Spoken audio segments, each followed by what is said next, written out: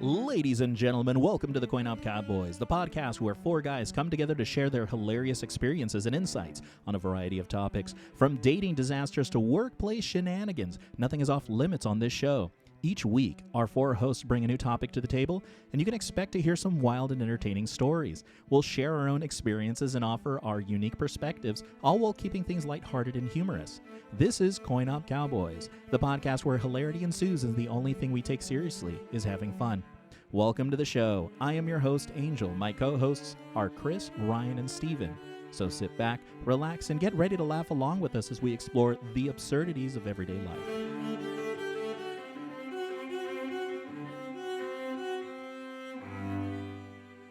Welcome, everyone, to another episode with your favorite group of guys. We are your Coin Op Cowboys, coming to you live from the capital city of Thailand in Bangkok. Bangkok in Thailand. That one. We have a wonderful show planned for you today, and let's start with a roundtable of introductions. I'll introduce each of you in turn, and you'll give a nice howdy-do, and we're looking for a would you rather this week. So, would you rather always have BO and not know it, or always smell BO on everyone else? So, who's going to go first? We're going to start up that randomizing software. I've already kicked it on earlier, so this one says we're going to start with Steven. Wow, first again, what's up, Cow Burgers, Turd Birkins? You know what it is. This is your boy Steezy coming live from Bangkok, Thailand. Oh, me love you long time. Would I rather? I'm just waiting for the nod of approval from Ryan over there.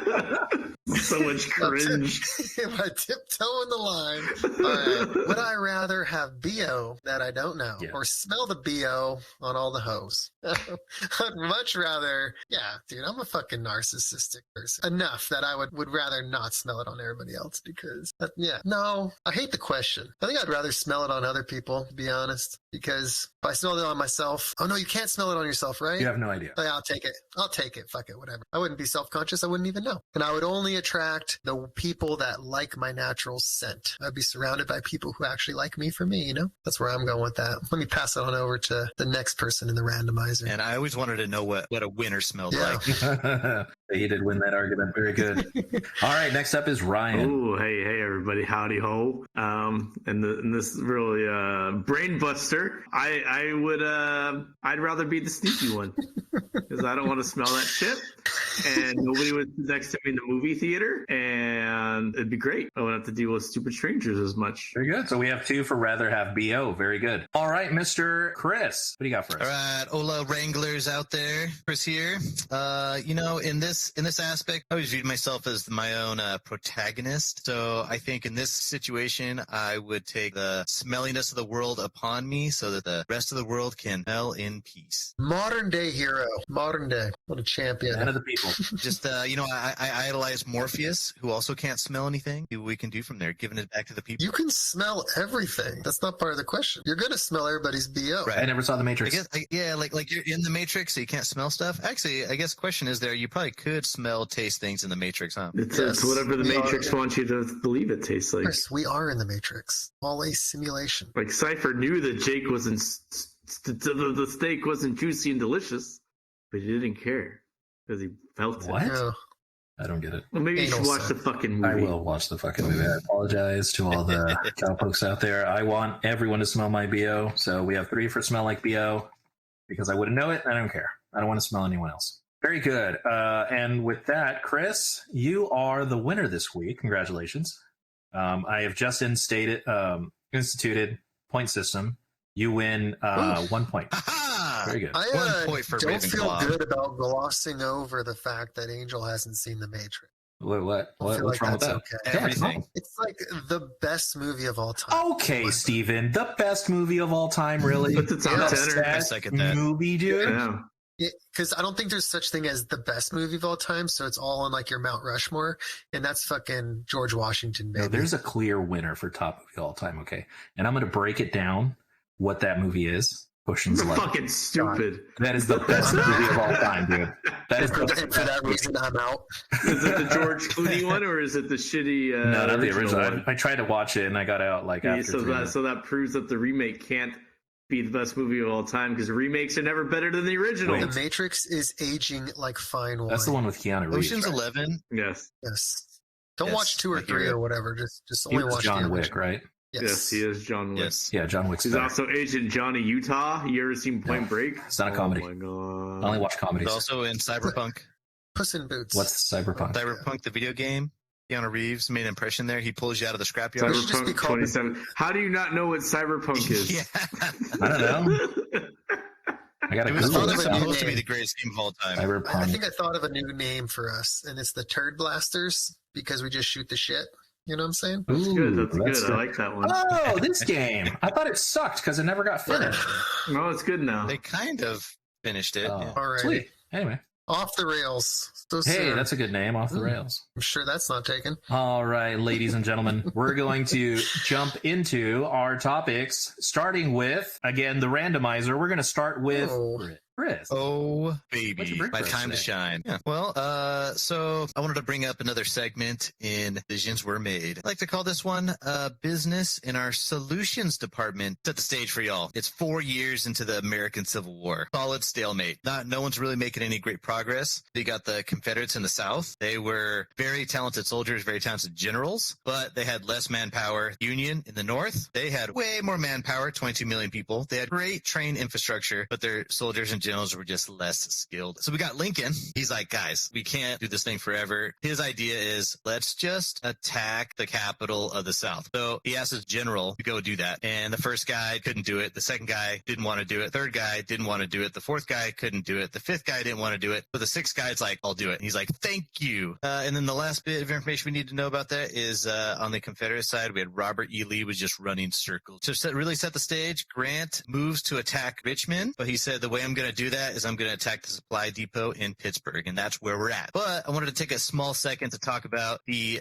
family members we got at what time they were in there. So something I was looking back was my family lives in the South. They live in Arkansas, Missouri, Virginia. So my family fought for the South. And a small tidbit, I found out that my family were land pirates. Losers. Is this a fact? This is real life? Yes. Documented? A researched fact. Wow, that's awesome. What's a land pirate? So there was a clan of family members out there, and they lived on the outer banks of North Carolina. And what they would do is, as ships were like cruising along, they would take it like a donkey and put like a lantern on it and go up on the sand dunes. And then the ship in a storm is like, oh dang, dude, there's a lighthouse right there, safe harbor. So they would come that way, and then they're like, uh-oh, and they would see the rocks, and they would crash into the rocks. And then my family would wait for everyone to either die or swim ashore, and then they would paddle out there and check for shit. All right. Fun fact. That's the funniest thing I've ever heard. Where did you learn this? That's like Charles Darwin stuff, dude. My uncle looked back. That section we were just talking about, he said took place like right before the Revolutionary War, so kind of like early 1700s. But he managed to find the lineage through various East Coast items there. But I started looking at this. I know the Young family is from Michigan. Is there a lot of folks in Michigan, Stephen? I have a full ass family in Michigan. Yeah. So I'm assuming they fought for the North. No, they came from Germany. Most of my ancestors came in the mid 1800s from Germany to the United States. Oh, perfect. They If were they the came during the homes middle. for young homes, yeah, in France. Young- I don't think they went straight to Michigan. So- I'm sure they went to New York and then kind of filtered over from there. I don't know if maybe they did. Never got back that far. You know, I don't know about my mom's side. Really, Gotcha. no. What about you, Religa? Oh, well, my Any, in the 1900s. Right, Just like lose that. right. Ladies and gentlemen, technical difficulties here at the studio. Got all excited to talk about his family fight for it. Oh, and there he goes. Hey. All right. While we wait for him to come back, the question was if our family fought in the Civil War. What they were up to at that time period. If you have, I just had this random fun fact. So just seeing if Nels got anything cool history-wise. Oh, my family came from Italy and Poland in the 1900s, so we didn't witness the Americans fighting each other. Pretty sure my ancestors were in California at that time, or previously California was Mexico, Poland. and the other half was in France. So yeah, I didn't play too much in this one. I don't really like much of any. I guess Polish sausage will do. They were just bystanders waiting for a winner, and they said, hey, we'll just come in and mop up, That's right. We're gonna find out who the winner is, and then you're our new friend. That's it. Who won? Right, the North.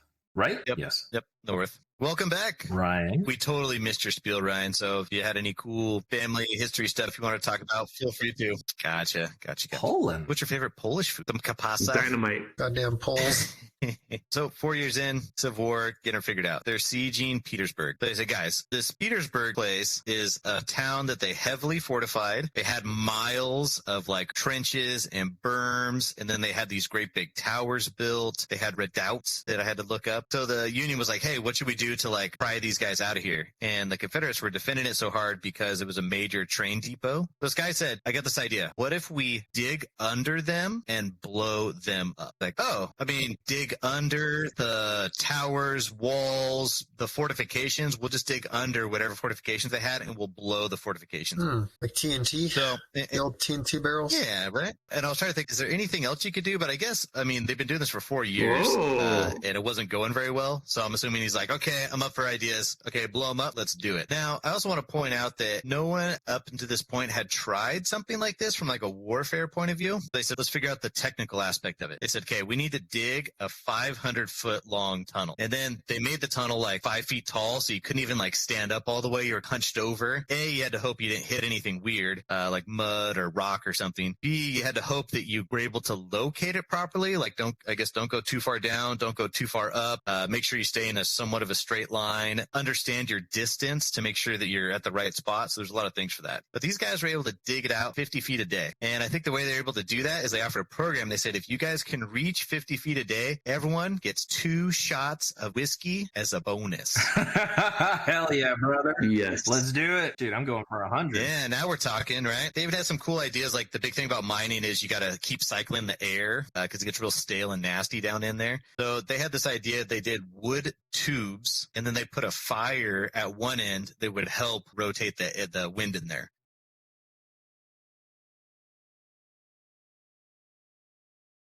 And when I was looking into that, I was like, you know what? I'm going to take this opportunity to talk about, does anyone know how wind works? Pressure Pressure pressure. from temperature, right? Are you talking atmospheric pressure? Like, so think about it this way. Let's say if you have a tote on the left that has a heat lamp and you have a tote on the right that has, it's just filled with ice and you have a tube in between the two. If you put smoke in one of those, is it going to travel to the other? And which direction would it go? Well, every time I open up the shower window, the cold air comes in. But And if the hot I air see goes out. I don't know. steam travels to the outside, so that means the heat moves. I think to the cool. train arrives in like an hour. Rate times You want to figure it time out, or you want me to equals distance. explain it to Oh you? no, Chris, why don't you spoil this for us? I have a question. Are they at the same elevation? Would it matter? Same elevation, just a simple tube in between the two. And they're both on the level plane? It's just a plastic tube. Yeah, it's level. Just a it's tube. just What's like in the bucket tube? on the left, bucket on the right. I would imagine that they push against Okay, each other. plastic tube. Trick question. They meet in the middle.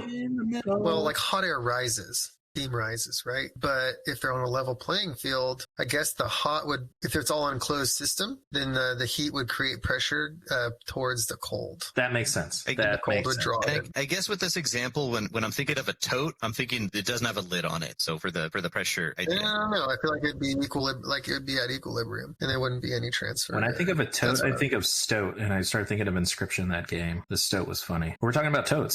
So on this YouTube video I'm watching, this, which is exactly set up like this, the guy takes a little smoke gun and he puts it on the cold side, and when he starts producing smoke, the smoke automatically travels down the pipe to the hot side, and then it turns and goes up. And What? So, and then, Oh, and then because the hot air is coming out of the tote, creating a vacuum in the tube and sucking the cold air through the tube. Because the hot air coming out of the So the Gotta pull hot from side, somewhere, you know? the hot side has just like 2 big heat lamps on it. But the thing is, when you heat up air, it expands, Yeah. allowing it to get lighter, allowing it to rise, and kind of creating like that vacuum effect that Stephen was talking about. And then if it would get over, and if it traveled over to the cold side, the cold would cause it to start condensing, get closer together. That would cause it to drop and continue the cycle. And then he said, just to prove it, he's going to move the little smoke gun to the other side to make sure that he's like, to prove he wasn't like forcing the smoke through the tube, and did on the hot side, and it was not traveling towards the That's cold interesting. I guess I had a mental image that was different than what you described, because when you started describing it a little more, it started to make more sense. side. Yeah. Noted. So you have to learn it for the in first time, then you kind of Which makes sense. So in the Civil War, they did this exact same thing. it's like a chimney effect. Yeah, like that. Now, the second thing I want to point out is the Army was given no tools. So, like, if you wanted to dig a mine, what's an important tool that you would like? Pickaxe. Yep, no pickaxes. Shovel, maybe? No shovels. So they had to go make all of their own digging equipment tools. So I'm assuming they kind of made shovels, and they were able to make 50 feet a day. So kudos for them. That whiskey goes a long ways. I want to put that out there to all the bosses listening. If you want to energize your employees, 2 shots of whiskey, you should do it. Give them incentive. Let's go. So then the army said, okay, this is what I need. I need 8,000 pounds of powder and I need 500 feet of fuses, but I want them in 100-foot sections and I want them to be waterproof. They received 10-foot strips of non-waterproof fuses. So if you had the 100-foot section, you just got to tie 5 pieces together. But instead, you have these 10-foot sections. So that means you get to tie 50 of these things together along the way. They had to braid this giant thing. So the guy ordering it was like, I just took his 2 shots and was like, all right, I'm going on Amazon and getting whatever. Yeah, exactly. Well, I think it was just a byproduct of, you make a request to upper management and they're like, yeah, I'm not going to give you that. Figure it out. Dang. Okay. So they put the powder down there and everything, and they ran the fuses. So now that stage was set. Now who's going to do it? The Union had a black regiment and a white regiment. They were having the white regiment do a lot of stuff. So the black regiment was kind of like rested, didn't have a whole lot going on. So they picked the black regiment. They said, hey, we're going to have you train for this. For like a few days, they're like, okay, they pretend the bomb goes off. They're like, we're going to run in. We're going to do this wheel maneuver to make sure that we can protect the flanks. Then we're going to move into the city because there's a goal in mind. You're not just going to blow this thing up. You need to get into the city. So stage was set. We're 15 hours out. The general comes up and says, hey, I'm pulling the black regiment. Use this other white regiment over here. I want them to go. I don't know if it was like a glory thing or what, but they took a group of people 15 hours before, had no idea what they're doing, and said, okay, you're going to be doing this next. Second one is they changed the commander to this guy called Ledley. And the way that they did that is they pulled a name out of the hat. They're just like, okay, it looks like it's going to be Ledley. Ledley, you're going to lead the assault. Good luck. Now, thing about Ledley is he did not talk to his troops on what they're going to do. And he was an alcoholic. And on game day, he showed up drunk. So the boom is supposed to go off at 3:30 a.m. They lit it. It was supposed to go off at 3:30. Nothing happens. At 4:15, no explosion. What do you do? Gotcha. So it's funny to hear Ryan saying that because that's exactly what they did. They said, hey, you take this flammable torch, walk down into this tube where we're waiting for something to blow up and let me know how far away till it blows up. Like imagine being that guy. You're like, I could take 3 steps and it could go boom and I get blown to bits. But whatever, I'll be the guy to go down there and check it. So it was one long fuse. Right? It was 10-foot increments. So it was 50 10-foot increments tied together. And it stopped at some point? The fuse went out? So based on their calculations, it should have blown up at 3:30, but 45 minutes later, it hadn't blown up. So they didn't know what happened. So they sent a guy in there. The guy goes in there and he finds out that the fuse got wet. So he cut off the bad stuff, relit it, came back out. 4:45, boom. This must have been like one of the biggest explosions these guys had seen at the time. It created a crater 60 feet by 30 feet. The redoubt and tower that was above it completely blown to pieces. It was just, imagine you're defending your castle and just a giant section of the wall just gets blown up. Very Game of Thrones, the green fire stuff, like definitely one of those. Wildfire. Wildfire, is that what it is? He knows what it's called. I love it. So the troops just run down into the middle of the crater and stop. They're like, wait, what was the next step in the plan? The Confederates are trying to put themselves together. They're like, what just happened? This, like, I haven't even seen something like this in my life. Well, they kind of rally themselves and get straightened up, get organized, and then they go to the edge of the crater and they see this Union group sitting down there in the middle, figuring out what to do. They open fire and blow them away like shooting fish in a barrel, and they repelled the Union, and that assault didn't work. So that's the story, but I want to ask you guys, what was the key error that happened here? Well, they got the fuse wet. Fuse wet? Duh. No, even if they didn't get the fuse wet, they still would have been in the same situation. They were so obsessed with digging this tunnel and blowing it up, they didn't think of like the next step. Right. They're like, what's the point of blowing up the barricades? I think that's just like a typical man thing to do. Like, I just want to blow shit up. Like, I think every man can relate to that. Like if we blow it up, obviously we win. For sure. It's like, I don't know. What do you think was the main error of their ways, Chris? Leadership. That there was the guy. So from soup to nuts, like imagine you're sitting in a meeting, someone comes up with a great idea, and it truly is a fantastic idea. You're like, oh, let's do that. But you didn't give him enough time. You didn't give him the tools. You didn't give him clear direction. You didn't give the people below him clear direction. And the largest thing that drove me nuts was no one understood why they were doing this. Like there wasn't, we're doing this because we need to get through the defenses and sack the city. And they didn't really think that through. And I just laughed. The commander they put in charge there was just like a raging alcoholic, and he was just drunk the whole time and he had no idea what was going on. top to bottom, poor leadership on Well, explaining at what least the they were game plan. drunk. At least they had lots of whiskey. Yeah. Maybe that was a downfall. They're just drunk all the time. They're probably loud in the tunnel, so everybody knew they were there. That's right. Yeah. Could be it. They're just really up to stuff. Where do you find these little excerpts that you find of these different wars? Just like drunk Yeah, history kinda on different. YouTube or something? Close. The Pig War one was on Oversimplified on YouTube. The one about World War II was just Googling. And then this one in particular is from an audiobook I'm listening to. It's called Great Military Blunders. And so it just talks about things like this, where you had this glorious opportunity to like push it home and come up with a great ingenious idea. And then you just completely butchered What was it called? It is called, I think it was called Great Historical Blunders, and it's on Audible. What was like the name of this part of the, like what battle maybe it was associated with? The Siege of... So our viewers out there who are thoroughly intrigued can get more knowledge. It is the Siege of Petersburg. Mhm. If you look that up on Wikipedia, they have a section that explains it too. Yeah. So, and then it looks like the audiobook I was listening to was History's Great Military Blunders and the Lessons They Teach. All you turd burglars out there, make sure you do your homework. Yeah, I think you're right, though, Chris. I agree with the leadership portion, because a lot of what you described in the story could have been taken care of from the top, especially, Stephen was pointing to this. It was wet, and they gave specific parameters, what needed to be, how long, and they put a lot of thought into the environment. And typically, you walk into these meetings, someone gets a high five for, hey, we saved cost on this and that. And, they sometimes promotions come from that. And unfortunately, a lot of people fail upwards for that. So yeah, that, and ultimately it led to the demise. So I like when you were describing the blowing up. In my mind, it just reminded me of like a Looney Tunes cartoon, just like boom, and everything just flew up in the air, and everyone walks in like, where'd they go? A Wile E. Coyote type deal there. Imagine being the Confederate soldier that I you're... caught the Roadrunner. What do I do? Yeah, right. Imagine being the Confederate soldier that you're just like, you're in the tower, maybe you're sleeping, maybe you're shooting the breeze, you're like gambling with the other guys, and the next thing you know, your whole tower gets upended out of nowhere. Do they not have scouts like just kind of patrolling the area, knowing that they're digging a fucking tunnel under their shit? How would you not know? What's that But see, noise? I don't know.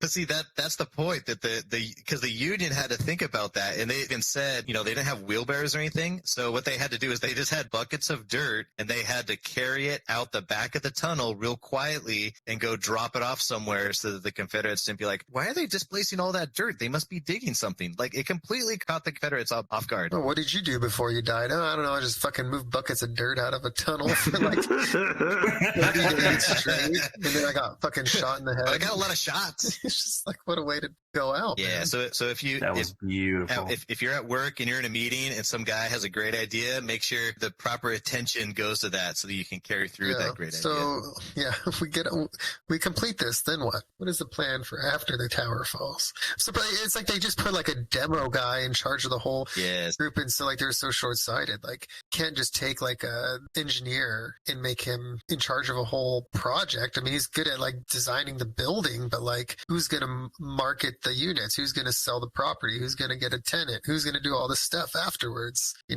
engineer's not gonna know anything like that. I think it was just poor leadership, not only from whoever was the foreman or in charge of the tunnel, but also from whoever created this group of people to do it in the first place. They just kind of like, all right, go do this, and they just left them alone, and it happened. Yep.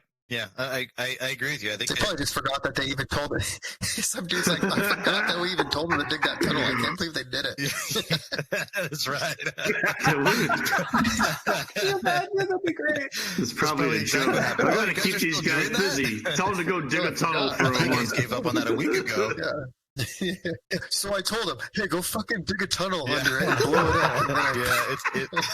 Yeah, I could imagine the initial meeting where like General Grant was like, hey guys, there's these bad defenses. We need to do something about it. And this guy's like, I'll blow up the defenses. They're like, fantastic, let's blow up the defenses. But then that was it. His sole focus was just blowing up the towers, and he didn't think of anything else, not even any kind of, what do we do after the towers are out of the way? What was the decision that was I made? think the decision was made to follow through with with something, like digging the tunnel and getting the explosive and everything. They went down the road of something without thinking about the why they are doing that. The why got left out, which I think is unfortunate. And I feel like that still happens like today, right? I mean, how about that bullet train to Vegas, right? We're going to have that any day now. No, I can't Isn't wait. it like officially getting permitted or something? Isn't it like breaking ground? Something like that, but it's like multiple times over the budget already. Yeah, well, anything like that this day and age is going to be way over budget, no matter what. Like, they're going to give them some optimistic budget to get it approved and underway, and then little by little, keep getting change ordered to death. This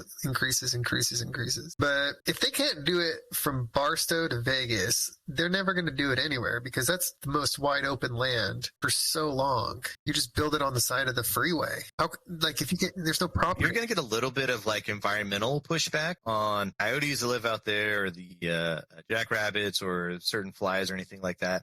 But it's not nearly as bad as if you were going through Certain flies. Yeah, well, I had a project in Ontario that there was a tsetse fly that I had to do a survey to make sure they were not in the area in order before I broke ground. The fact that the government Burrowing owl gave or something. these environmentalists the time of day just is like the downfall of the it's like the downfall of the United States, just completely. Like, I get it. You do have to care about the environment. You do have to care about certain species, but a tsetse fly, like, so what if we wipe out like that tsetse fly in that area? Who gives a fuck? Like, it stops all of the, like, one dude in his basement that's like a etymologist or whatever the insect it is, he's like geeking out over this fly, and he's causing a stink, and we listen to the one person, right? The lengths that we'll go to, and how much does that cost the project, right? This one dude who's getting his little panties in a bunch over a fly is going to cost the city and taxpayers and the business developers hundreds of thousands of dollars, if not millions. For what? It seems like every time I've come across those, it seems like the schedule is by far what's suffered the worst. Like, especially like nesting bird season, there's a season for that. So the idea is you kind of need to start your construction and get the trees out of the way before the birds come to nest. Because if they do show up, you're just like, okay, well,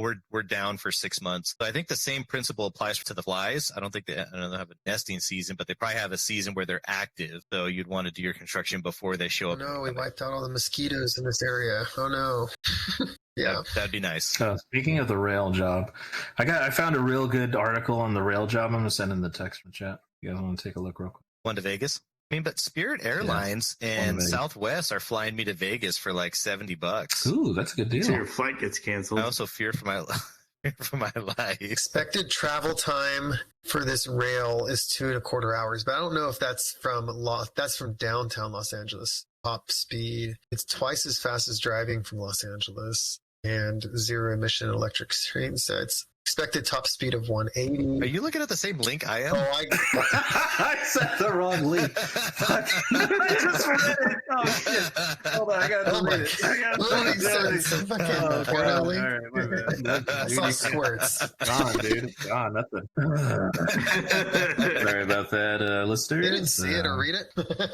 So for the listeners out there, Angel thought he copied the link, but he pasted an old link that he had copied, which happened to be about some Reddit thread of someone squirting, and I was not able to investigate further because that was very interesting. So there's no evidence. There's no evidence. On it. Chris, can you share it? Yes, Steven.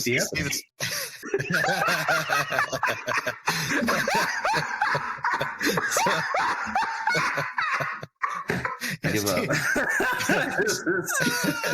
Yeah, Steven's talking about like, oh yeah, it's going to be from here to here. They're going to reach this top speed. I was like, I don't think they're up to 1.8 knots, but the speed is increasing. I just Googled like the speed rail, and I picked my own article. Good thing I didn't click on Angels. Might have been in for a wet surprise.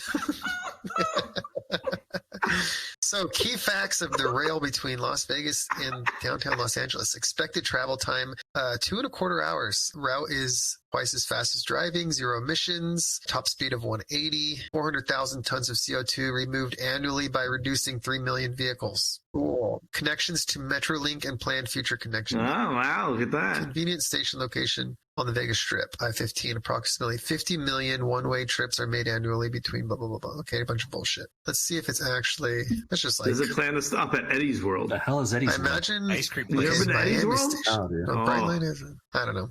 I'm assuming they would have one stop in Baker, and then after that it would be like, zoom. But this website I'm on shows only stops is in Palmdale, Victor Valley, San Bernardino, and downtown Los Angeles. So it would go. The hardest part would be developing this. I doubt it would even get developed into like Los Angeles without connecting to existing rails. Any day now, I feel like I'm it would be sure. like a taxi system where you would hop on like a Metro link to Victorville, or you would just drive up to Victorville and then get on there at a big park and ride kind of thing. Because you could develop in the desert. I mean, you're not dealing with a lot of real estate lawsuits or anything, property battles. And then, of course, once you get to the border, you might get off at the border. Now- Bullet train. That's what I thought the original plan was. Barstow to Las Vegas was the original. Yeah, because they already got a train system up to Barstow at this point. So kind of utilize that and just get the last leg. But my company did some projects in Vegas. There's this thing out in Vegas called caliche. You guys heard about it? No. It's basically like, just imagine No. like sand that gets compressed and dried out and it pushed into like a stone. So it's like a sandstone, but it feels like concrete. So after in Vegas, they're driving one of the D9 tractors and they get held up. We're like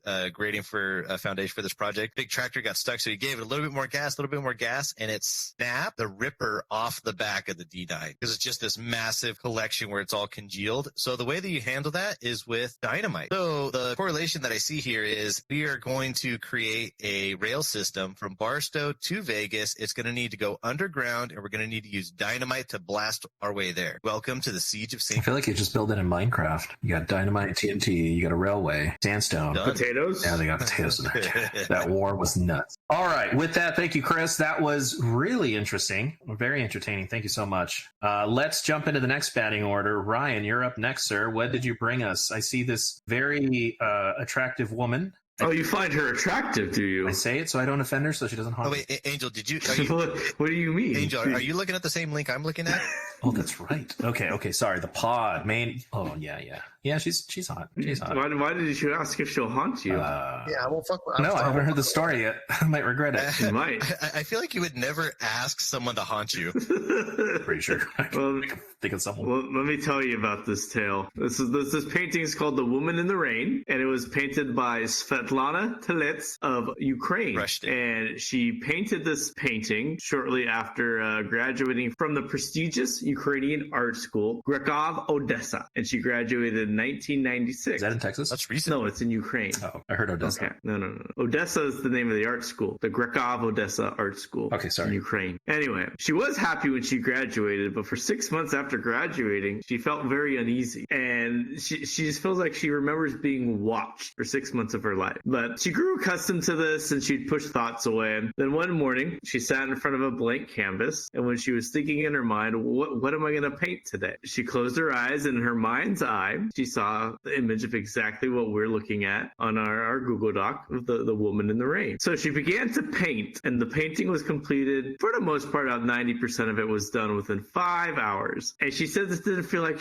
how she always paints. This time it felt like she wasn't really doing the painting, but she was a painter's tool. That she set it aside, and over the next month or so, she slowly completed the last 10% of it. And a month later, the painting was done. And shortly after that, she sold it. She sold her first professional painting. She was now officially a professional artist. Now, even though she sold the painting, this feeling of joy was short-lived. What do you think happened next, Angel? I think she got into she you know what happened? I'm going to tell you exactly what happened, okay? What happened? She went to the corner store, okay? And she went to go buy some lottery tickets. She wanted to hit it big. And she found her painting in the bin, the clearance bin. That's what she did. She found her painting in the clearance bin. Close, but not quite. So the first buyer was a businesswoman, successful businesswoman. She paid for it in cash. And when she got it home, she hung it in her bedroom. And then 2 weeks later, she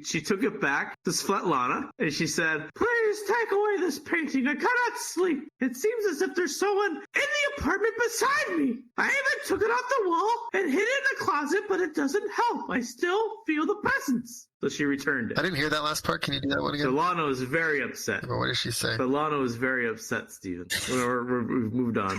So Svetlana is upset that her first sale has been returned. But it wasn't long until a second buyer arrived. This was a young man, and he too hung the subject in his living room. And what do you think happened next, I'm Steven? going to tell you what happened next, Ryan. I'm going to tell you. After he hung that painting, What happened next? he was snuggled by the most beautiful woman a man has ever laid eyes on every night. But every night he turned over to see that beautiful face.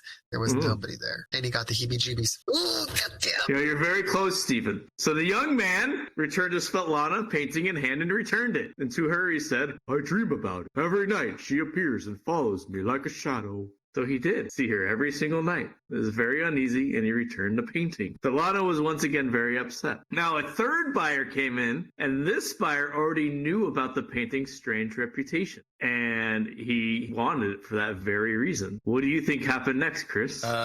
If he already had a little bit of insight for it, I'm assuming he probably bought it and hung it over his bed, and then he probably like slept naked and was like, I'm right here, lady, come find me. That is a true American do. No. Oh, No, Christopher. Not even close? I'll tell you what happened next. you got a flat out no. This man also returned the painting. Then he said, at first I didn't notice how white her eyes were, and then they began to appear everywhere. It seemed like they got a little bit bigger, and I would drown them in, and then I'd rather buy something classic, he continued, and then returned the painting and went to another art gallery. Even the man prepared for the painting could not handle the haunting of the painting. Now, in 2008, the painting did find its final home by a man of Sergei Skachako from the band Zamline. Now, this man and his wife had a great relationship until they got the painting. And then as soon as he brought it home, they started to fight. And then one time when Sergei went on tour, the woman hid the painting in an undisclosed location. And nobody now knows where it is but Sergei's wife. But she still says that she sees the woman in the rain in the corner of her eye to this day. Wow. She didn't return the painting? What's wrong with her? Got chills. Never returned the painting. It's hidden somewhere in this world. The woman in the rain is hidden. I'm not fucking with that shit. You know, I'm looking at this painting, and it just looks like a creepy painting. Why would I want to hang that in my house? Because it pulls you in. That's true art, Christopher. Is that what it is? You go in there, something speaks to you, and she just makes you want to take her home. I want rainbows and happy faces on my wall. Bridges. To this day, believed to be a cursed object. Do you believe in cursed objects? Yes, I do because I had one. I actually had a cursed painting. Whoa! What? Yeah, I got rid of it and then it went away, but there were weird things that would happen. But when you said she was painting, and in her words, she was painting, she was the painter's tool, it reminded me of like what a Ouija board would do, but it's a specific thing that investigators will do where they will take that same planchette, put a pencil, and then put it on paper and allow whatever energies are around them to draw out something, whatever they want to show them. That reminded me a lot of that. Yeah, I can see that. You ever play with the Ouija board? I fucked with the Ouija board. No. Not really. I would not fuck with a Ouija board. I also would not fuck with a cursed object. I don't know if I necessarily believe in it, but like, I don't really want to find out. What about that briefcase that was in your attic, Steve? Well, when we moved into What this briefcase? house, the home inspector said, hey, I was doing an inspection in your attic, and there's an old briefcase, like luggage thing up there, kind of like hidden amongst the insulation. And I hadn't bought the house yet, so I was like, oh shit, like, I don't know, it could have like valuables in it, could not, like, I don't want to say anything about it because I kind of want to check it out at the house. And long story short, I opened it up after I bought the house and there was nothing in it. But also I was like thinking, you know what, that home inspector might have took a little peek-see in there while he was looking at it. Yeah, there's a briefcase up there. Maybe there's something valuable in it. You know, like he didn't open it and would have taken stuff out. I could see that. I mean, you'd like to think that he's, honorable about it, but I can see how someone could want to take something. But, it could have been empty. It could have been like a cursed object. Then he took the cursed object out of your house. Yeah, took it outside, opened it up, and threw it away. Yeah, never got haunted. Yeah, you could have saved you, actually, there was the lady that owned the house before me. She actually died in the house, in the master bedroom where I sleep. What the fuck? You never said that? Is your house haunted? I don't know. I have had some funny experiences, but everything I've heard about this old lady that used to live here was that she was the sweetest, family-oriented mama, cooked big family dinners, invited the neighbors over, like just was like like a foundational member of the neighborhood. So if I'm going to get haunted by anything, it'd be like this sweet old lady, you know? I'm okay with that. I'm not really scared of Get it. haunted with family dinner. Like I'm getting fed spaghetti by a ghost. You That's know? dope. But I have like had weird shit happen in the closet while I'm sleeping, like the sleep paralysis episode that we did. It's Definitely. it's so good. Fuck around, find out. Yeah, I definitely felt like something was in the closet that night. Yeah, if I recall. Yeah, think about the woman in the rain tonight, Steven. I remember that Yeah, one. they were like, we do have to disclose that somebody did die in this house, or whatever they want to say, the technical terms for it. I was like, okay, discount? No, she died peacefully in her sleep. She wasn't That's what they murdered. said. Yeah, I was like, Kind of natural causes. let's forget about that as fast as possible. Okay, but the house has been haunt free. I think there should be a challenge here. I think somebody should print out this super spooky thing and just tape it to your wall for the night and see what happens. Fuck you! I'm putting it in all your rooms. What we could do is like a little seance with a Ouija board to see if we can get her to talk. Brian. Hell no. But it has to be the That is a original. terrible The idea. copies don't have the same effect. Not a terrible idea. She's a nice old lady. It sounds like you were doing an anime spiel, Oh. Steven. You're like, oh, Chris, what you don't understand is I understand the underworld. Okay? It's kind of like in that aspect. You're like, oh, we should do X and see if we get any feedback. I'm like, well, no, but the problem is, what if you do get feedback? Then you're like, okay, I take it back. I didn't want feedback from. There's a part of me. like There's that. there's part of my soul that would be extremely at peace if I ever made contact with the other side, because you would have verified that there's the other side, and that would put your soul like to some sort of ease. You know, Oh, there you go. like the quietness. But why? I don't feel that way at all. I feel panic because it's like, Jesus Christ. I mean, what if you're taking a poop and then what if someone's there? It's like, you're freak, go away. I got to poop. And then you can't get them to shoo and they don't know that they're there. Like they didn't see other people poop. If they're dead and they've been dead forever and they can see you, they've definitely seen a million poops. They would be bored of it by now. You'd be like, oh, he's taking a shit. Very I'm out of here. inconvenient.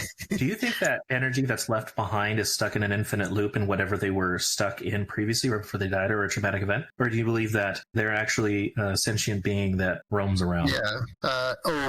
Like a demon, like energy kind of thing? Or are you just talking about? Which one? I think, well, like if we're talking about cursed objects, I mean, something's bound to that object, right? So they're not free to roam around. Yeah, free will to kill. That's actually a good question. I'm not talking about I demon. think Angel's theory was like the environment record events, and it's kind of like you're just seeing a recording of the past versus that ghost is actively choosing to go after something. You're feeling an energy. Well, that's how like curses happen, right? It's like some nasty event has happened, and Right. it puts that energy on an object or an environment or a room or something. In that room, like has an infinite loop of evil curse. Yeah, I don't know, man. I haven't fucked around and found out too much.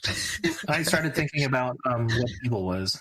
So in the same sense as why couldn't it be like good haunts or good curses where like something really awesome happened in a place and then like it had that like such positive and amazing energy forever.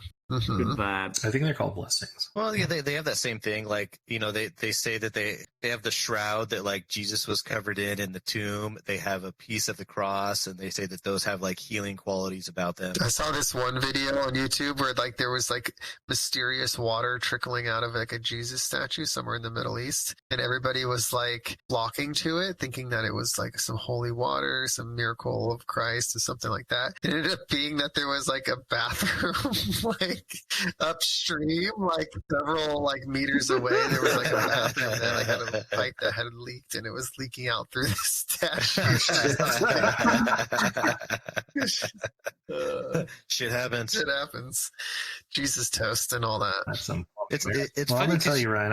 I believe in this. Sorry, go ahead, Chris. I was just gonna say it's funny because you can come across like this water could just come randomly coming up out of the ground. I feel like you have, you know, we dig wells in places, but you also just come across like natural springs. And when I was hunting in Colorado, we were up at the top of this mountain, and I feel like it was like right where the tree line stopped, and there were all these creeks that I had to keep stepping over that were coming down the hill. So I went up to the edge of the tree line, and it was literally just bubbling right up out of the ground, coming here, there, everywhere. Wow. Do you ever think about? All you need is someone to put a Jesus statue on top of it. You ever think about All you need is a little. how magical the world was before science ruined everything? I don't think it was Yeah. science that ruined it. I think it was the internet. No, I mean back in the day, The whole, like, just take the Hawaiian Islands, for example. Back then, dude, the sun coming up out of the ocean was like magical. It was a blessing from the heavens. This sun is rising up out of the ocean. There's an ocean god, Maui, all these things, right? It was magical. They could pray to something. They had all this hope and, I don't know, mystery that made everything magical. And now the scientists ruined it for them. Like, no, it's actually a fucking burning ball of gas. It's like fucking a million miles away. Some know-it-all ruined it for everybody. Actually, that's like a fucking burning ball of gas that's in like nuclear fission and just blah, blah, blah, blah, blah, blah, blah. Your God is fake and you're gonna die. Science. Why is everything blacking out? That's actually an eclipse of the sun. It can either be the sun's on the other side or sometimes the moon is in the way. So that's nothing magical. It's just rocks floating out there. We can't just pray to the forest god and get more deer. That sucks. Hasn't worked yet. There are pros and cons. I think the pro for that is they stop virgin sacrifices on volcanoes. And I don't think Dungeons and Dragons would have ever come out because Dungeons and Dragons, that was like the time of it, right? So after post, that's I keep staring at this woman and I'm like, what the hell? I want to print you. I want to print this woman. I want to print the woman and put her on my wall. Do it. Do it, Angel. Fuck around and find out. Turn that up to 11. But I do believe in this 100%. I know I poo-pooed a lot of your stuff, Ryan, in the past. It's weak sauce. This is legit and 100%. Oh, I got Angel to do. That's right. Ryan's come to us with some real source material now. The Nixon Library is right by my house, and I swear next time I'm there, I need to look in the diary. Do it. So me and my bro went and checked out Aliens for 24 hours. It was fantastic. That was episode 3, ladies and gentlemen. Episode 3. Ryan talks about aliens. Episode 3. Take a listen. All right. Thank you, Ryan, for your submission. That was beautiful. Well done. And I was surprised with how well it developed. These are good topics this week. And I have high expectations for yours, Steven. What did you bring for us today? So this is my secret topic of the week. It's actually a 3-month undercover investigation into the online mobile gaming world that I've been doing. I haven't told you guys about it. So I'm gonna entitle this segment, The World of Online Mobile Gaming, an Expose. All right. So this is how it gets started. So this is a story about taking a deep dive into like the mobile app gaming world and the shocking things that I discovered. It all started around 3 months ago when I was playing a lot of golf and I'd get home and I'd be like still thinking about golf. And I'm like, man, I should download a game and continue my golf fun while I'm at home. So I get on the Google Play Store and I start searching around for different like golf games. And I downloaded a couple and like I ended up with this one game called Golf Clash. The game I had a while back. It was pretty fun. I think Chris played it and Ricky played it. Yes. So I had some saved data there, but I haven't played it for like 3 years. So like all the dudes that I'm playing against are like their clubs, the balls they use, everything is like so far. Okay. So Angel's showing it on his screen right now, but dude, they're like equipment is so far superior than mine that I can't compete with them. So I'm like, oh, I got to upgrade my clubs. So like in the game, like you can either like play a bunch and earn experience and get better clubs, or you can like buy packs or like buy chests that like give you random stuff. And like the little items are, I don't know, like $1.99 or 99 cents or something. You could buy like a crate and you can unlock the crate and you get a random. Gotta get that crate, dude. You gotta like the 99-cent ones, the $1.99 ones, they're like bullshit. Like the grays, the common items. Like you want like no, dude. You want the purples or the blue items? Dude, that shit's like $4.99 for a crate. And these crates are like lottery crates too. So you get like a random. But like the good shit, like you want to compete, you want to be good at this game. Like the good shit is in crates that are $99. What? The prices for these like crates and these items range from 99 cents to $99. Like if you look on the Google Play Store, the in-app purchases, like that's the range of shit. So I'm like, dude, I'm not going to spend that much money. Like I got to find a different way to upgrade my clubs. So they had like this section of the store and I'm like, who the fuck pays for that? Like maybe some kid with daddy's credit card or something. Hey, yeah. And so I'm like, Angel's playing it right now.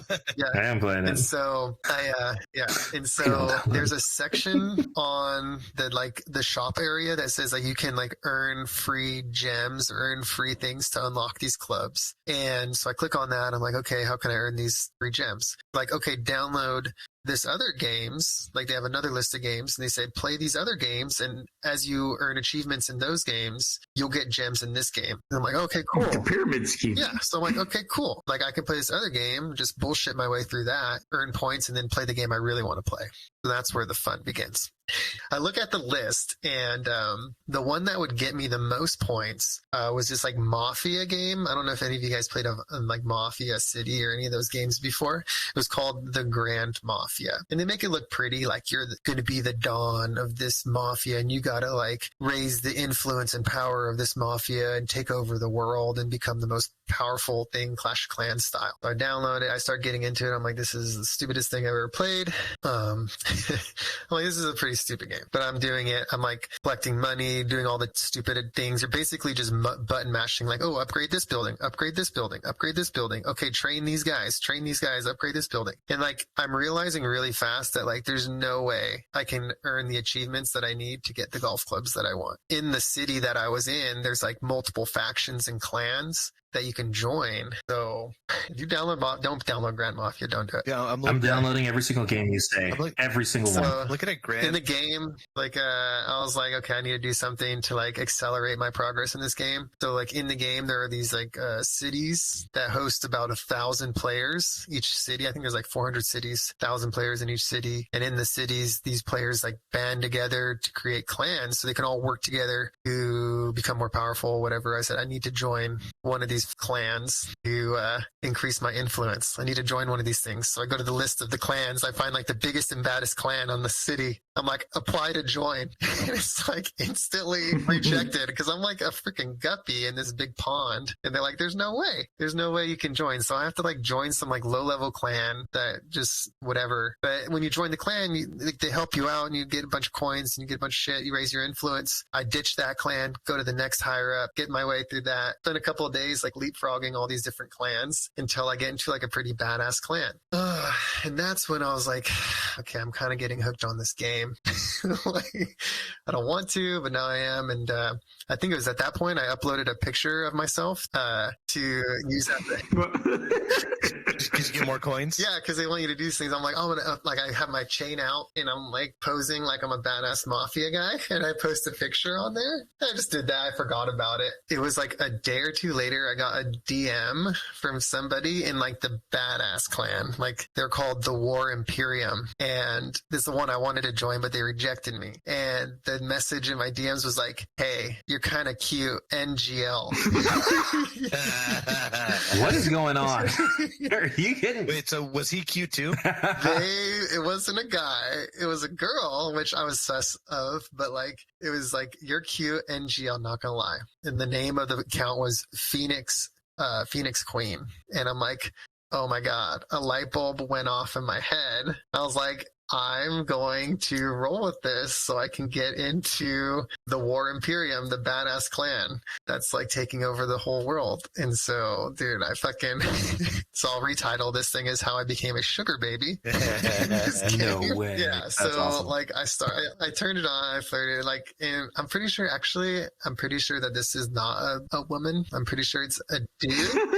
But I'm also for sure, dude. But like, no, because I've seen like real 100%. pictures and I'm pretty sure it's like trans, like they're trans. But like, you know, your boy ain't gonna quit, you know, like your boy's got a mission to do, man. I gotta get them golf clubs. Gotta get dude. in the clan. Whatever Balls it deep takes. in this shit, dude. Like I am in the War Imperium now. I am like a high level associate. I buttered them up. They brought me in as like a low level recruit because I didn't meet their requirements, but like I flirted with the person enough that they're like got them to bring me in. Like these people, like the whole point of this story was like how insane these people are at these games, because to me as a lifelong gamer, I'm playing this mobile app game to try to earn some golf clubs for a golf game, but I'm seeing this game that people are obsessed about, and it's nothing more than just pushing buttons and waiting for timers to expire, and you like upgrade a building. Oh, it's going to take 2 days, and 2 days later your building's a little more powerful, but upgrade it again and wait 4 days, and it's just like waiting around. I just don't get it. And these people are spending, and I'm not exaggerating here, these people, the minimum in that clan that I'm in, the minimum people are spending is like $100 a week. The top tier people in the city are spending upwards of 1,500 or more a week on this game. No way. Like the person that's the top of my clan, I'm actually in a subsector of the War Imperium. the upper clansmen or whatever that rule like the whole entire game. He's spending like, I think someone told me 1,500 a week, but they said probably more, that him and his wife have an OnlyFans that supports the entire account, that they run lines of credit. And I'm like, for what? What is the end goal? Like, what is the end game for all of this? Like, you develop your city. There's no real world prizes to be had. Why are they doing all this? Like, what is the fun? I don't know. They spend all this money. I'm caught up in it. I'm kind of into it as well. But it's more of like the social aspect that I like. Like, you join a group of 90 people that are obsessed with this game, but they like bullshit and talk, and I'm on the Discord and everything. That's fun. I mean, it kind of is like why I liked World of Warcraft back in the day, was the social aspect. But I can't believe I wouldn't even spend $100 for like a brand new studio developed game like Hogwarts. You know, like it's tough to even spend the deluxe version of that, $80. These people are spending that weekly on this shitty app. Dude, like, what am I doing with my life? I need to go develop an app right away. Yeah, you do. You know, there's this, the number one goal with many of these mobile games is to make that money, right? And who wouldn't do that? I mean, like, you take a couple of YouTube videos. And like, not even microtransactions. Yeah, exactly. It's those microtransactions. You spend a few weekends. $100 is not a microtransaction; it's a macro transaction, and people are just doing it. I could buy. Hey, if the game is good enough, you know, you have a good thing. It's a lot of those little games where like they're free, and then you pay like $2 to $3 to make those like random ads go away, and then you're like, okay, I can enjoy the game. If you have that formula of just like, okay, it's addicting enough to where like, okay, I actually want to play enough to pay the $2 because it's like $2. You imagine a person's like, it's $2, whatever, not gonna miss it. But then over thousands of plays, tens of thousands, hundreds of thousands to the millions people play, you make a lot of money, and that's, you know, you can reinvest that into better development, more, you know, expansion. Then you can charge the really high. You guys want to see how much have you spent on Hearthstone, Angel? Oh, do you want to see a picture of my sugar mama? Your sugar mama, sugar daddy? Sure, why not? I didn't spend that much. Oh, that's a dude. That's definitely a dude. Hey, man. Wait, so, but Steven, do you have room for more employment inside the super duper clan? What do you mean more employment? Think you could let me wiggle my way in there? Oh, absolutely. I'll get you in. Grease the wheels, baby. Let's go. I mean, I do like, yeah, I don't know. But it's kind of fun. I mean, I weaseled my way in this. I was blown away. It was so entertaining just to like see these people. And like, there's people, they don't stop playing. They are like, you can message them and like talk to them like anytime. Like, what are you doing? Like, and a lot of women too. A lot of women. Like, there's just like moms that like they have nothing to do all day, and their husband just gives them like a budget, and they just spend money on this stupid fucking game. And I don't know, does it give them some like semblance of, oh, I'm like the faction leader and I get to tell people what to do all day long, and they listen to me, and I'm in sort of power dynamic. I don't know. It's fucking insane. Do you guys play any games like that? Chris, you said you played Clash of Clans. I think it's the same thing, right? You build up a city, join a faction of people, war with other clans. Yeah. So when I first started at my job, there was the project manager that I got paired up with. He also just started at the company at the same time, and he told me about this Clash of Clans, and I was like, yeah, sure, check it out. And I was looking here that Clash of Clans came out in 2012, and I think that's about the time that I probably joined it. So I joined on there, and for anyone who doesn't know what Clash of Clans is out there, it's really just you have a base and you like collect gold and elixir resources, and then you use that to build bigger buildings, better armies. You're just constantly building stuff, but when you're not on the game, people come by and they're robbing you. So it's this like constant battle of you got to rob other people faster than they can rob you to get your stuff up. So the way the game works is like you level up that building to level 1, it takes like 5 minutes, but then level 2 takes like 10 minutes, level 3 takes an hour, level 4 takes 5 hours. You get up to the point on some of these. I think right about when I peeled off of it, my town hall upgrade was going to take like 35 days. Yeah. I was like, so, at that point you're like, yeah, you set it to build, and then you're like, well, what do I do? Yeah, but did you have a sugar mama giving you all the resources and money you could need in the game? Yeah. So in Clash at that time, no, that was my problem. Dude, I've had to spend like $5. I've only spent like $5 on this game, man, and I am like top tier. Great. So how much money has she spent on you, Steven? It's like not directly because the money will buy you certain.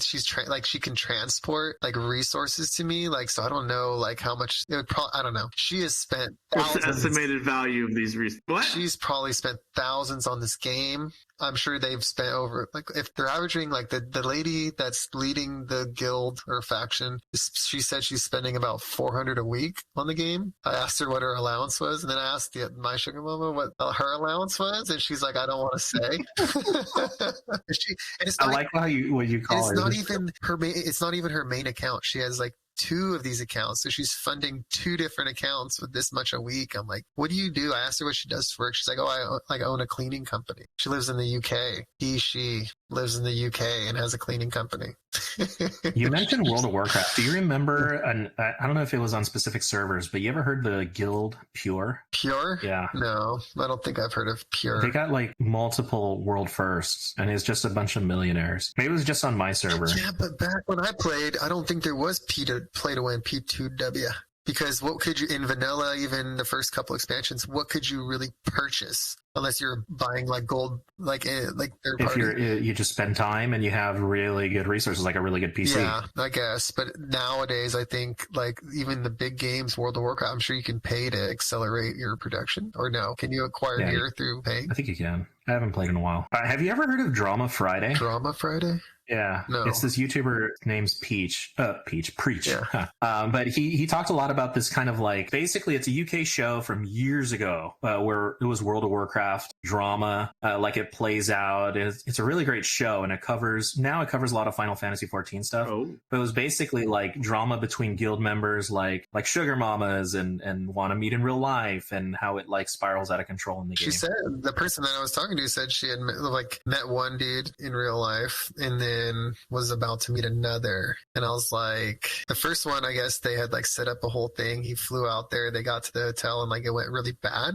And then he like, I don't know, there's like a lot of drama with like spreading pictures on the game, like revenge porn shit, and people like warring over that shit. I don't know, dude. It's a weird community, man. A weird community. I wouldn't be surprised if they submit something, because that's very common from what I understand. Yeah, because it's a lot of relationships. Yeah, I was just gonna say there's like a dating aspect there that, you know, like let's take your average gamer, you know, maybe we're not the most attractive or the most athletic or making the most money or some other quality that you would meet someone in the real world with, but you find someone who has similar qualities or likes to you in this game. I could almost see it. You could use that as an avenue to start meeting, start dating that way. Yeah. So another item I had on here is questions for you guys on how much revenue do you think these mobile game companies have produced? I kind of know the answers to this because there's only 30 games in the history of mobile apps that have surpassed 1 billion in sales. There's 30, but there's many that have gotten close. Like I think the gross revenue of Candy Crush was like 600 million last year. Yeah, Candy Crush is up there. I know for a fact that my sister plays that one game Homescapes, and I think it's basically Candy Crush with a house building aspect to it. And she's kind of shied away from the question of how much she has spent on microtransactions. You know, they get you to those levels where you can't beat the level and you really need power-ups, and like you have to buy like the power-up for a few bucks, but then you just keep doing that every day. That's when I usually shy away from the game. I would like to pay to get rid of ads. Like that's fine. You're like, hey, this is a fun game. $5 to support the developer plus get rid of ads. Okay, fine. Or maybe like $1 here, $1 there. Fine. But these games are so greedy now. Like, oh, spend $100. Then you're like basically saying, if you have the money to throw at this game, you could be good at it. There's no skill whatsoever involved. There's no strategy involved. They're marketed as like a strategy game. There's no strategy. Yeah. Got to be some form of strategy in there. What, go suck dick on like OnlyFans to make money? Yeah, well apparently you got to suck up to the sugar baby, right? Yeah, sugar mamas, yeah. But a lot of those other games where it's like, okay, well, you have too many ads. It's almost like a formula, you know, you have too many ads. You know, I'm not a big fan. Or like, okay, you have really high ticket price for add-ons. All right, just to advance. And then when you like make really good progression for like a whole hour or a whole day, and then all of a sudden you hit a wall and you're like, oh my God, I really got to spend this $1. But if it happens too fast, I'm like, I'm out. I got to delete it. Yeah. It's not anymore. So yeah, this is Really interesting topic, man. Go on. Sorry. Yeah, I was just thinking that, like, I would say, hey, what happened to gaming? It's been so watered down. But if they're clearing $1 billion in revenue on a yearly basis or close to it, why would they change the formula? Why would they even bother making good games? Why do they care? You know, It's PUBG is clearing $1 billion revenue a year. PUBG on mobile. What kind of gaming experience are you going to get on a mobile PUBG? It's hard to play on PC, let alone with your fucking fingers on a little phone. But wait, it's not clearing $1 billion. Its revenue is $9 billion. Is it annually That's or insane. is that total? No, that's total revenue. Total revenue since 2018. Okay, yeah, so that's maybe For 4 more years, like $9 billion. That's like almost $2 billion a year. Yeah. Still, that's an insane amount of money for just literally a beta game that just kind of went viral, and people just don't care about good games anymore. Yeah. Like, why would they bother to build a Hogwarts game, spend all that time and money, and try to develop a good game when people are just buying it for $60, playing it for 10 days, and tossing it out? Where's the microtransactions? Like, how long until every game you play is going to be filled with microtransactions? I think that's now. I don't think I can think of a single game that you can buy that doesn't have a microtransaction. That's not cosmetic, because I know Harry Potter was cosmetic microtransactions, but some greedy fuck's gonna start to say, you know what, I'm gonna let you use the Elder Wand for $14.99 a month, you know? Yeah. And at the same time, you have to keep the player's interest, because if you do give away the Elder Wand for a subscription, I don't know if that was just out of just an example, but it's like, okay, well, the other players still have to play. People are going to lose interest. But I thought about that too. It's the same idea of where like people, you know, where they're migrating from radio, you went to TV and then to movies and everything's online. You have streaming services, you have YouTube, you have Rumble and all that. You know, people still talk about, you know, let's go do media. You know, when they go market, they go, okay, well, we're going to do the radio. We're going to do radio, or we're going to do Saturday morning or weekday morning shows. It's like, no, dude, there's different ways to market your product, you know, and that's the whole, like, why would you develop Harry Potter? Well, they're still in that mindset and they want to deliver that to the consumer that way. Whereas you can make a lot more money in the mobile market. Yeah, but I think if you go into the mobile app store right now and type in Mafia game, you're probably going to get like 60 listings. Yeah. Parody is huge in that too. So it's like coming up with an original idea. I think there's a pretty steep cliff of how many games are out there. I would say, let's just say there's 5 million games on the app market. I mean, how many of those percentage-wise are going to be clearing $1 million revenue? Well, it's got to hit all those variables, right? It's got to be addicting. It's got to be good. The right ratio of Not ads. many. I would say like it's only the top like 1% are making enough money to make it worth.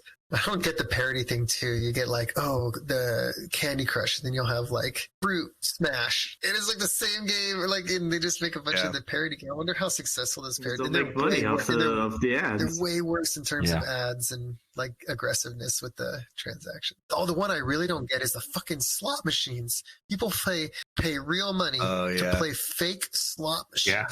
With no prizes. It's with nuts. 0 prizes. I had a brother-in-law. You get the gems. Yeah. I had an ex-brother-in-law that was working for a video game developer that was doing like a NASCAR-themed, licensed NASCAR slot machine game. And he was working on it, like in the marketing side of it. And I said, well, what's the prizes? He's like, well, there is no prizes. I said, well, that's fucking stupid. And he got all pissed off at me. But I was like, 11-minute abs, okay? The joke's on me, because people will willfully spend hundreds of dollars spinning a fake slot machine and not even get a NASCAR You ticket out of stupid it. ignorant Steven. Joke's on me.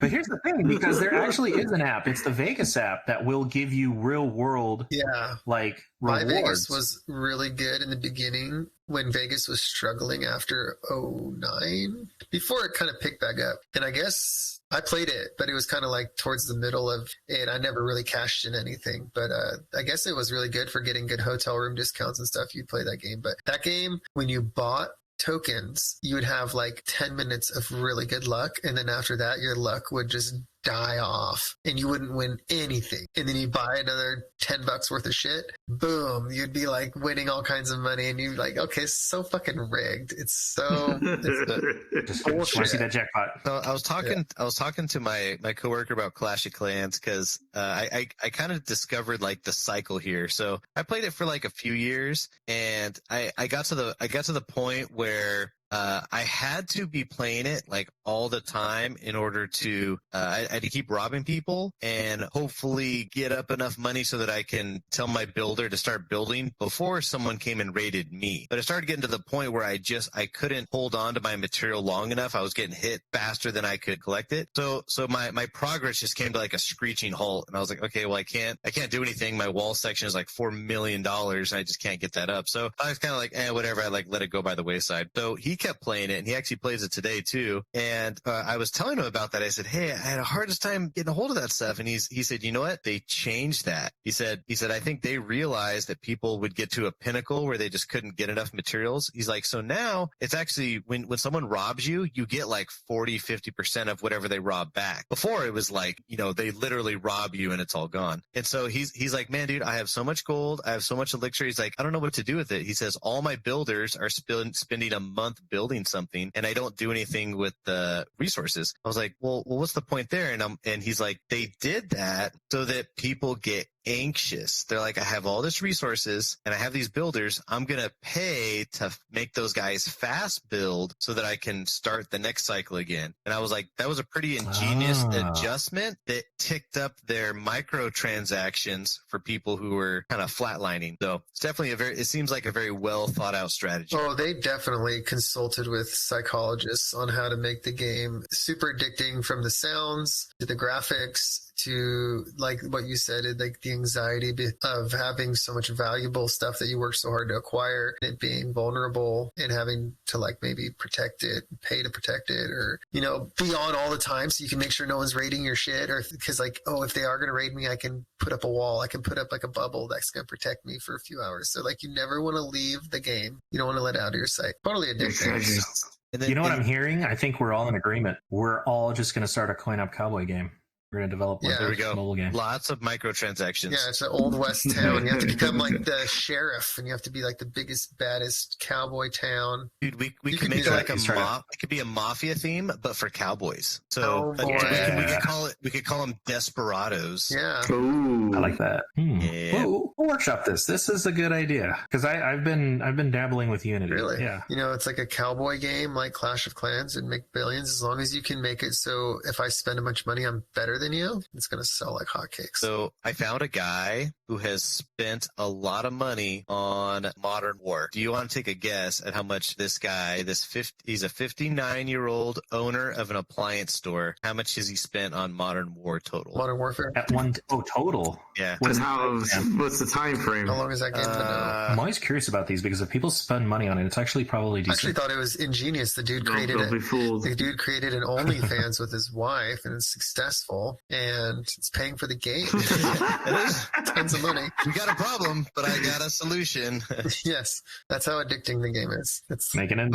I would say like 6 or 7 years. Maybe let's say 6 years for sake. I've heard of sucking dick for coke, but like sucking dick for like a mafia game, that's like pretty new low. I'm gonna say $12,000, Chris. I'm gonna say this guy has spent more, over $100,000. $100,000, easily. Angel. Jeez, man, 7 years. $1, Bob. I'm gonna say $500. I'm gonna say $525,000. I'm gonna say 524. Yeah, fuck yeah, you can go 524. Okay. $1, Bob. He has spent $2 million. Yeah. What? Million with a B? Yes. Million with an M. In Modern War, as one of the leaders of a clan that has been around for more than 4 years. Oh, I should have just read the rest of it. 4 years. Million, right? I thought you knew this guy in person, Chris. With an M, yes. Here you go. I'll show him on here. So it also says, what does he own? What does he do? He owns an appliance store. 2 million Modern War. I'm in the wrong industry. Now he also did this though. He also helped stage a boycott where 144 teams stopped spending and demanded that Gree make fixes in the game. Oh my God! Not only does he spend much, he's got power. Got influence. This is nuts. Yeah. Of course they have to listen to him. He's the best customer. He's literally funding everybody's child's college. No, but he led a boycott. That means he has influence in the game. Modern War mobile app. I mean, I've never heard of that game, but yeah, dude, people get so obsessed. Like I'm telling you, and it has 2.3 stars on Apple App Store.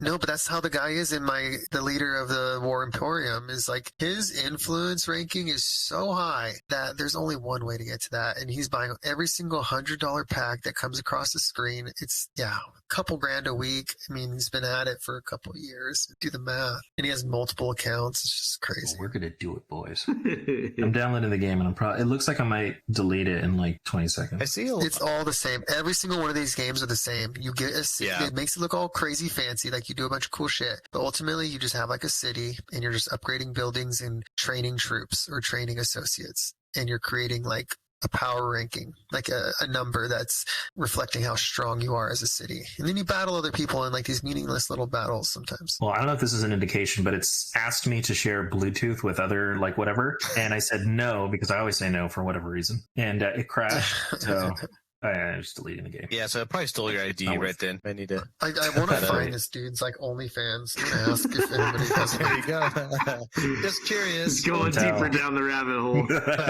We've lost I it. noticed a lot of these games have battle passes now, like season battle passes. Oh yeah, it has a monthly subscription of $25. Yep. It's funny because I'm so tempted to get the battle pass for Overwatch. Seriously, you mentioned battle pass, and I'm like, But why? What's it gonna do for you, Angel? It makes me a better player because I really suck at the game. It just makes me better. Yeah, it's funny because these battle passes that come out, like me, if I had to spend money on a mobile game, I don't normally. I'm usually one of the like just cheapy free ones, but I would say my limit's like $20. Like if I just needed to be like, okay, cut loose $20, I would, and that happens to be the typical value of the battle pass. Be like, oh, okay, for $20, I kind of look a little bit cooler. Maybe I get a few items to make me a little bit better. And I feel like starting off in a game, it gives you like a step up or like a push start to get going. And I see everyone's realizing that there's money being made. That's crazy. I would never spend $20 on a battle pass. Didn't we all buy the battle pass for Halo when it came back out? No. You didn't? No, the game was free. I didn't spend a penny on Halo. I never played. I must have got a cool helmet or something. So that game we haven't played in a year. It was just probably longer than that. Yeah, it wasn't bad, but didn't feel like fresh or new in any sort of way. I wasn't that good at it. Yeah, but I get the spending the money though. Like I want to like if it's a game I really enjoy, I want to enjoy it even more. I'm gonna look super cool. I like like the third person, the super like the kill shot or whatever it is. It's gonna look awesome. To me, it's worth it. How much would you be able to spend on a game before your wife is like, that needs to stop immediately? I'm sorry, what? How much do you think you would spend on a game personally? How much you would be okay with spending on a game? And then how much is your partner or your wife's limit, like where she's going to say, no, you can't spend that much on it? It's a complicated question. Does she know? Yeah, nothing, zero, but zero. What are all these PayPal transactions to the Google? Mel's asked me over like the $4 or the $4.99 that I spent on this stupid game. She's asked like, what is that? I'm like, oh, it's the game. She's like, you better not start spending all kinds of fucking money on that game. Yeah, like, I'm kind of fortunate. I've had that conversation with Tanya, and I feel like she gives me like a little bit more free range. She's like, oh well, I mean, I guess it's your money. Just like don't let it get out of control. And I do the same thing when I go to Vegas. I'm like, hey, like let's talk about like a gambling limit. Like what are you thinking? She's like, I don't know, like $700, $800 or something. I'm like, $800. I was gonna say like 200, but like 800. Yeah, let's go with that one. So I think for Tanya it'd probably be like a few $100 before she would like ask questions on like, hey, what is this? Hey, maybe we can offset with the OnlyFans and kind of like offset that cost, and then it would feed pictures, man. Angel, feed pictures. Good money in that. I just remembered I ate a brownie last week. Okay. Remember you said you heard me eating? Dude, for like an hour and a half. Seriously. I look at the timestamp. I'm like, how big was this brownie? Pretty big brownie. Yeah. Sounded like a big brownie. I think I wouldn't be able to spend more, like, I think $20 a week. But fuck, man, I always think of like, man, if I've spent $80 on this game, then it's like I have that limit in my head of like, well, a new Xbox, new PlayStation game, like $60-$70, right? I can't spend more than that on a mobile app, right? No shit. No shot. Yeah, no, Right. not on a mobile app. Hearthstone to me is the exception. $20 every like couple months whenever they have a new expansion. But if it's like on a mobile game, $5. I would feel better because Hearthstone's like a Blizzard, like big game, big like tournaments, everything like that. It's not just some stupid little pointless Chinese manufactured garbage app. Yeah. All right. Steven, thank you so much for bringing up the mobile game topic. That sparked a lot of conversation. I look forward to updates when you get the OnlyFans link. Please link it in the chat. Yeah. He's probably already got it. My sugar mama, I asked for the link and she says I wouldn't need it. I have his Snapchat. She already... Oh, Damn. We found a sponsor. Wait, so She gets how around. long have you and the sugar mom have been dating now? Three months? Oh no, this is like the last 2 weeks. I've had conversations. Damn. Does your lady know that you're? Also, I'm not sure if I have to disclose this Yeah, information. that was the next question. I know. I was like, this the other thing is like, I wonder what I should disclose to Mel that I'm like buttering up a trans chick on this mafia game so I can get ahead. What Mel doesn't know doesn't hurt her, right? It's not, that's, Maybe we should edit that that's part not- out. Yeah, this is gonna get all edited I out. was like, that's not really. No, like, yeah, I'll include it. it's totally fine. I mean, I don't care because it's like I don't think it's like that's not crossing lines. Though I don't feel like. Then again, I It still depends on would who it say is, man. Some people think it's crossing the line. having a. Oh no. My I haven't had to comment do was. I don't anything. think it is. But my comment was totally Yeah. instigating. My comment was totally instigating. I would love to hear what Mel thinks about your relationship in this game That'll be my next topic. I'll tell for her. 3 months. If you can bring her on as a guest host. 3 months. There's been no phone conversations. There's like all it is literally I put like a selfie of me up and I put like a couple like once I got the Discord and everybody's in like the group chats on Discord. There's like they post pictures like their day-to-day bullshit and like there's some like real life pictures. Every once in a while I'll post like a picture there like just normal like not Have you posted a shower picture yet? no Yeah. no A butthole everything has picture. been PG. Everything has been PG. I haven't had to do anything. Okay. I was gonna ask like how many can we calculate the value of your butthole picture? And we'll ask Mel. I'll tell Mel, hey, if I can send a dick pic, I can get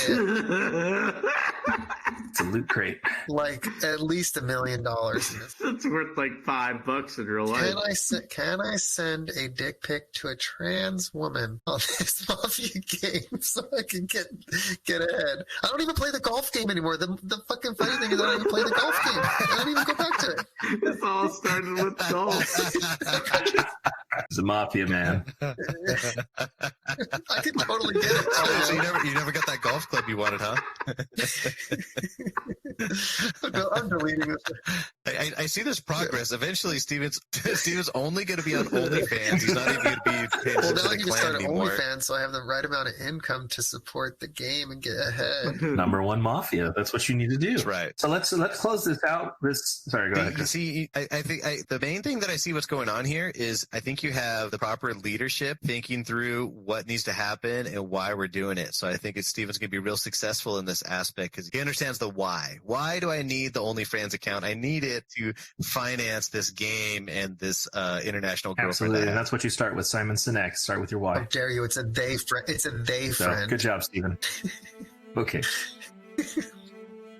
Yeah, I want to thank everyone for listening. Go ahead and like, subscribe, follow anywhere you listen to your favorite podcasts. Leave a comment, drop us a line. We're always open to hear from you. Anything else you guys want to talk about, plug before we close You out? go to bed with an itchy asshole, you wake up with a stinky finger. I'm out. Very cool. He who stands on toilet is high on pot. Hey, we're out.